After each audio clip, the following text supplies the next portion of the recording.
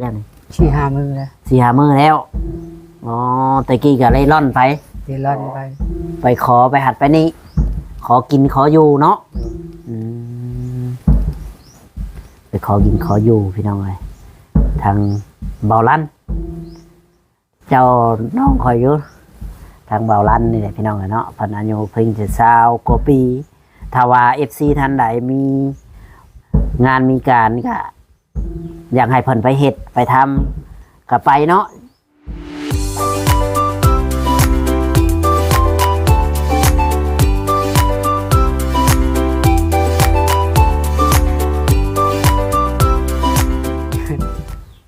ไป ไปเพิ่นสิคันว่าเพิ่นเฮ็ดเพิ่นส่งเงินส่งคำให้ไปเนาะพอได้ว่าไปเฮ็ดเวียกเฮ็ดงานงานหยังก็เอานักเบาสู้อ๋อถ้าว่ามี FC ทางประเทศไทยนี่เพิ่นอยากให้เจ้าไปเฮ็ดเวียกนำนี่จะไปบ่ไปบ่ จัก เคยไปบ่สมมุติว่ามีเขาจะเฮ็ดบัตรเฮ็ดเบอร์ให้นี่ไปบ่ ไปคันเพิ่นเฮ็ดบัตรเฮ็ดเบอร์ให้ไปเนาะคนเดียวก็ไปแม่นบ่ ไป ให้เพิ่นมารับเอานี่แหละแล้วก็ไปโทรศัพท์บ่มีเนาะบ่ได้เล่นน้ำมงบ่มีฮอดหยังเคยเรียนหนังสืออยู่บ่ บ่ได้เรียนบ่จักหยังเลย จัก อ๋อแบบว่าเราก็บ่เคยทำบ่เคยเรียนพี่น้องเลยสิบ่จักหยังก็อาจสิยังแบบงงๆเพราะว่าตื่นเต้นบ่ที่ว่าเฮามาถ่ายตื่นเต้นบ่ ตื่นเด้ ตื่นเต้นเนาะแบบว่าบ่เคยเข้ากล้องแต่ก็ยังเว้าบ่เก่งก็พอเว้าได้เนาะ พอได้ ถ้าสมมติว่ามีผู้ใหญ่ใจดีท่านหนึ่งเพิ่นอยากเจ้าอยากได้อย่างหนึ่งในชีวิตของเจ้าเนี่ยเอาเป็นอย่างเดียวค่ะว่ามีคนอยากช่วยเหลือเจ้านี่เจ้าอยากได้อย่างใครเจ้าอย่างเดียวนะเจ้าพอคิดอยากได้ฮะ ได้เฮือน อยากได้เฮือนพอได้มีบนชนเนาะ อยู่บ่ใช่ อยู่สบายใจเฮานังลักน้อยๆก็เอาเนาะพอได้อยู่พอได้ชนพอได้เช่าแต่ว่าดินดอนตอนหย่านี่คือว่าพ่อแม่นี่บ่มีเลย บ่มีเลย แบบว่าพ่อก็เป็นคนบ้านเดียวกันบ่บ้านนี้บ่ บ้านอื่น แต่ว่าแม่เป็นคนบ้านนี้ บ้านนี้ อ๋อ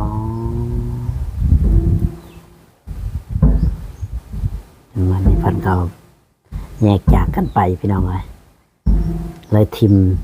ลาไว้คนเดียว อยู่น้ำฟ้าน้ำลงปล่อยให้เราเล่ร่อนอยู่ผู้เดียวก็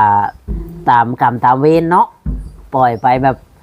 แจ็คสิกินยังเพิ่นก็คิดว่าเจ้าใหญ่แล้วเจ้าอาจสิเฮ็ดหันเฮ็ดนี่ได้แล้วว่ามันบ่มีสมบัติอย่างไปอยู่ไปขออยู่น้ำผู้นั้นเคยบ่ไปขออยู่น้ำผู้นี้เขาบ่ให้อยู่ขออยู่น้ำผู้นี้เพิ่นบ่ให้อยู่เคยบ่ บ่เคย บ่เคยแต่ว่าอยู่น้ำป้าน้ำลุงบ่น้ำลุงแล้วก็เพิ่นให้เนาะ หาย อ๋อเพิ่นให้เพิ่นให้เพราะว่าเป็นหยังเพิ่นยังให้เฮานะ จักว่า บ่จักแล้วว่าเพิ่นมันต้องมีเหตุและผลหยังจักอย่างหนึงหรือว่าเพิ่นเฮาบ่เฮ็ดหยังบ่ช่วยเพิ่นบ่แบบนั้นบ่ โดยแม่นเลยเฮ็ดเวียกเฮ็ดงานเพิ่นก็ อ๋อแต่ว่าเวลาเฮ็ดเจ้าก็เฮ็ดอยู่บ่ล่ะ เฮ็ดอยู่ อ๋อแบบว่าเฮาหยุดดำมือดำใดนี่เพิ่นเห็นเนี่ยเพิ่นให้เพิ่นเว้าเพิ่นอยากให้เฮ็ดตลอดแบบนี้บ่อ๋อเพิ่นบ่ได้อยากให้หยุดให้เช้าจังดี้สำว่าเฮาเป็นคนชายเพิ่นคนหนึงเนาะเพิ่นอยากให้เจ้าเฮ็ดไปตลอดแต่เจ้าว่าเมื่อยเจ้าก็เลยหยุดแบบนี้ว่าเพิ่นก็จม โดย เจ้าไปแบบนี้เพิ่นบ่ได้ตามหาบ่ บ่ เพิ่นก็บ่สนใจอีก เรื่องกัน เพิ่นบ่สนใจบ่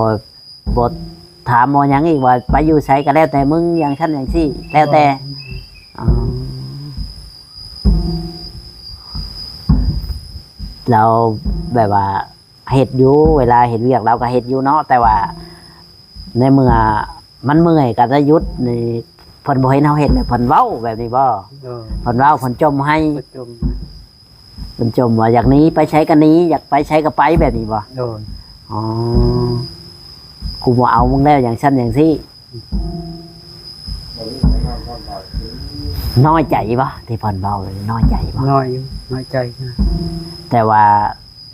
ก็ต้องสู้ชีวิตไปอะไรเนาะถึงสิน้อยใจชำใดก็ต้องสู้ไป เพราะว่าเฮาบ่มีวันไป เอาไว้วันไป บ่มีวันไปบ่มีวันอยู่บ่มีวันเช้าบัดนี้เพิ่นเว้าหลายเทื่อแหละเฮาก็ต้องไปเนาะไปมาขออยู่น้ำทานหมอเพิ่น อืมท่านหมอก็บ่ได้จมให้บ่ ไม่จุ่ม อืมยันว่าเพิ่นจมเพิ่นเว้าให้ว่ามาอยู่หยังใหญ่ฉันจังซี่พี่น้องก็มีบ่มีบนอยู่บนเช้าเพิ่นเห็นเพิ่นก็อายุเนาะเพิ่นก็อีตนคนคือกัน ชีวิตเจ้าก็ถือว่าลำบากอีกแบบหนึงเจ้าก็อยู่ใช้ก็ต้องเฮ็ดเวียกคือเก่าหั่นแหละถ้าเฮาบ่เฮ็ดเพิ่นก็บ่ให้อยู่นํ เอา อยู่ใช้คือกัน แม้แต่ว่าอยู่น้ำพ่อน้ำแม่เขาคือกันคันว่าเขาเห็ดอยู่เห็ดแน่บ่เห็ดแน่นั่นแหละ เจ้ากับพยายามคันว่าเจ้าบ่ได้อยู่นั้นทานหมอในเจ้าสิไปอยู่ใช้ ไปจัดวันอยู่ บ่เจ้าวันอยู่บนเช้า วันเช้า เคยบ่ว่าไปนอนอยู่ป่าอยู่ดงผู้เดียว บอก แต่ว่าไปหานอนแถวห่างเพื่องห่างอย่างนี้เคยบ่ บอก ตะกี้จะไปนอนอยู่ใช่ฉันนอนอยู่บ้านลุงนะ มาปลาลุง อ๋อแบ มั บ น ว่า น้ำมูน้ำคู นอนน้ำมูน้ำคูไปเรื่อยๆวัดป่าลุงไหลนี่วันนี้หมูครูเพิ่นก็บ่ได้บอกว่ามาอยู่น้ำเฮาจังซั่นจังซี่บ่มีบ่เฮาบ่มีแต่เพิ่นบ่อันนั้นสนใจเนาะ เลย อืมแม้แต่ป่าลุงเพิ่นยังบ่สนใจความคิดของคนนี่แหละพี่น้องเนาะเคยคิดว่า ในโลกนี้มันคือแคบแต่สำหรับเจ้าเคยคิดอยู่ว่า เคย เคยคิดแบบว่าบ่อยากอยู่แล้วในโลกนี้แบบนี้ เคยบอกว่าเคยแบบว่า มันบ่มีไผหักไผแพงเฮาแบบนี้ บ่เคย ยังบ่เคยเนาะยังบ่เคย ยังบ่ถึงจุดนั้น อืม อืมแต่ว่าเจ้าก็ยังบ่เคยมีลูกมีเมียแล้ววะ ยัง อ๋อแต่ว่าคิดอยากได้อยู่บ่เคยคิดบ่ ได้เมีย อยากได้ลูกได้เมียเคยคิดอยู่บ่เคยคิดเพราะว่าเฮาบ่มีหยัง บ่มียัง ขนาดโตเฮาเองเฮายังเอาบ่รอด รอดแล้ว อ๋อ แต่ไป อยาก คิด ได้ คิดแบบนั้นก็จักไผสิเอาเนาะ เลย เพิ่นเห็นสภาพเฮาแบบนี้ อืม เฮาบ่มีแบบนี้ไผสิเอา ไปเสียว ไผสิเอาไผสิอันนั้นนี่แหละชีวิตของคนพี่น้องเอ้ยตกละคำลำบากทุกข์ตอนทุกข์ก็ทุกข์แต่ว่าเจ้าก็พยอยู่ให้ได้เนาะนำบ้านนำเมืองเพิ่นแต่ว่าก็ได้เข้าไปสมโนครัวนำเขาอยู่บ่สมโนครัวสมัยนั้นมีอยู่บ่ บอก บ่มีเลยเป็นคนตกหล่นเลย เป็นคนบ่มีใบสมุนครัวอยู่แบบโดดเดียวดายเลย เดียวได้เลยตัวคนเดียว คันแม่นเป็นหยังกะบ่จักเลยเนาะถึงสายตาหัดพี่น้องบ่มีเลยพี่น้องเอ้ยชีวิตของคนนะนี่แหละบ่มีไผช่วยก็บ่มีไผเอ็นดูลาวพี่น้องเอ้ยคือว่าชีวิตของลาวนี่ก็ถือว่าสุดอีกชีวิตหนึ่งเคยให้จักเถื่อในชีวิตนี่แบบว่า ให้แบบว่าให้ออกมาแบบจากใจดีแบบว่า ให้อยู่วะ ให้อยู่ให้ตลอด คู่มือนี่ก็ยังให้อยู่ ให้ วะ อยู่ ให้แบบเรื่องได้แน่นี่ให้มานี่แบบว่า เรื่องนั้นบ่มียังอยู่แล้ว เรื่อง มี แบบ คือบ้านคือเมือง บ่มีคือบ้านคือเมืองก็บ่มี น้อยใจ พ่อ เอง บ่มีแม่ อยู่แบบว่าจักฉิกอยู่ได้ใดกินแนวใดชีวิตคิดไปเรื่อยเปื่อยเนาะคิดไปแล้วก็จำเป็นเล่ร่อนไปหา อยู่หากินแถวป่าแถวดงแบบนี้ แบบว่าข้าวน้ำนี่4-5 มื้อเนาะอย่างได้กินที่นึงบางมื้ออดนี่แบบว่า กินเทื่อเดียว ฮะ บางมื้อกินเทื่อเดียวเทื่อนึง กินเทื่อนึงแบบว่า เคยบ่เวลาป้าลุงมาอยู่เลยไปหากินในเฮือนเพิ่น เคยอยู่ เคยอยู่เพิ่นมาเพิ่นด่าบ่ ด่าให้ เพิ่นด่าเพิ่นให้ มันจุ่ม เพิ่นจมคันเฮ็ดเทื่อเดียวเพิ่นก็จมช้ำเนาะ โดน ขี้ค้าแบบว่าเฮาบ่เฮ็ดหยังเทื่อเดียวเพิ่นจมช้ำ จุ่มครับ ตะกี้เพิ่นเฮ็ดเจ้าหยังนี่เพิ่นบ่จมบ่เพิ่นบ่เคยจมบ่เคยเว้า เคยเว้า มื้อนั้นเป็นหยังว่าเพิ่นยังจมหยังว่าแบบว่า เจ้าบ่ไปบ่หรือว่าไหนๆเจ้าบ่ไปเฮ็ดเวียก บ่ไหว บ่ไปเป็นหยังว่า ลูกเต้าเพิ่นบ่มีบ่ มี แต่ว่าลูกเต้าเพิ่นก็บ่ได้ไปเฮ็ดเวียกหั่นนะ จักนักแล้ว บ่ที่ว่า เจ้าเคยเห็นเพิ่นไปเฮ็ดเวียกกับเจ้าหั่นนะ บ่ได้ไปนะ เพิ่นบ่ได้ไปนํเจ้ามีแต่เจ้าไปผู้เดียว อืม มีแต่เจ้าไปผู้เดียวเพราะลูกเต้าเพิ่นน่ะอยู่ซื่อๆแบบนี้ อยู่ซื่อๆเลยเจ้าก็น้อยใจ น้อยใจ อยากพักผ่อนนำแน่เนาะ โดน อ๋อเพิ่นพาเฮ็ดหยังเพิ่นอยู่นำเพิ่น เฮ็ดเบียกนะ เฮ็ด หาอยู่หากิน ชวนหมอกชวนมันบ่เพิ่นเฮ็ดมันบ่ บ่ได้เฮ็ด เพิ่นบ่ได้เฮ็ดหาอยู่หากินนี่แบบว่ามือได้เฮาเมื่อยเฮาบ่ได้ไปหากินมื้อเดียวเพิ่นเลยจมให้ จุ่ม มื้อนั้นเพิ่นให้แฮงบ่อย่างว่าเพิ่นยังไล่หนีเลยเพิ่นให้แฮงบ่ หายแห้ง ให้แฮงให้อยู่บ่เคยให้บ่มือเพิ่นให้แฮง หายแล้ว เพิ่นเว้าแดกดันใส่นี่แหละเนาะ โอ้ มึงอยากไปอยู่ใช้ก็จะไปครูบ่ได้อารันมึงอย่างชั้นอย่างซี่เลยเนาะอ๋อแล้วเจ้าก็จำเป็นเนาะจำเป็นต้องแบบว่า อยู่จักหลังจากเพิ่นให้แล้วจักมือเจ้าอย่างได้ออกจากเพิ่น โอ้ฮอด2-3เดือนมันบ่4เดือน แม่ไปแต่ชะได บ่ที่ว่าเพิ่นให้เจ้าก็ออกเลยบ่หรือว่ายัง ยัง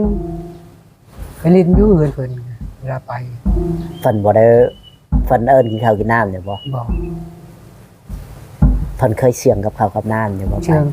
เสี่ยงเพิ่น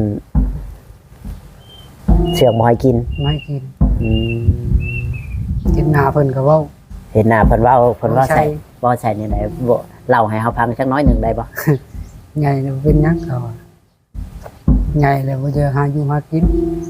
ไปจะซ้ำได้บ่ อืมแต่เจ้าเป็นคนแบบนั้นบ่ว่าบ่ไปหาอยู่หากิน หรือว่าเฮ็ดอยู่แต่ว่ายามเฮ็ดก็เฮ็ดหรือว่าบ่เฮ็ดหยังเลย ยามเฮ็ดก็เฮ็ด อ๋อก็เฮ็ดอยู่เนาะ เฮ็ดอยู่ คันมีเวียกมีงานหยังก็ไปอยู่หากินก็หาเนาะหากับ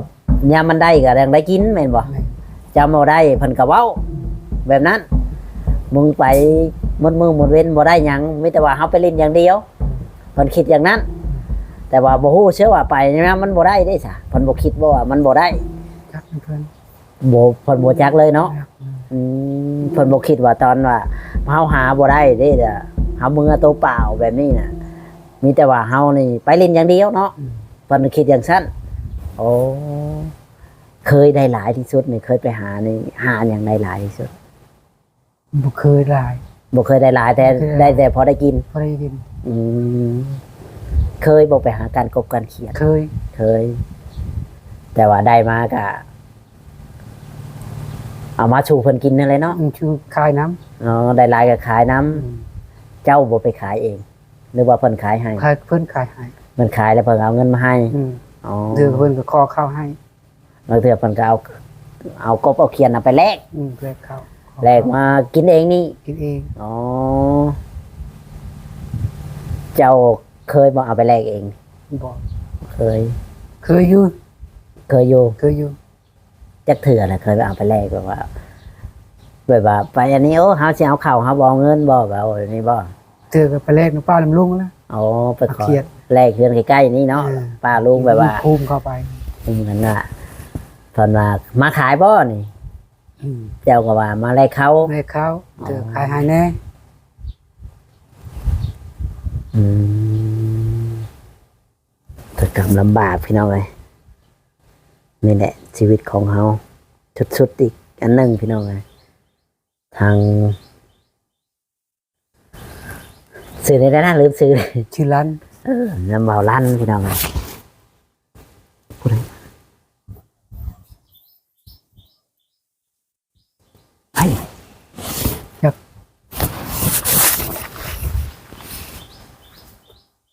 พลอยเด่น ผลมาอย่างนะมาลินน้ำทานหมอบ่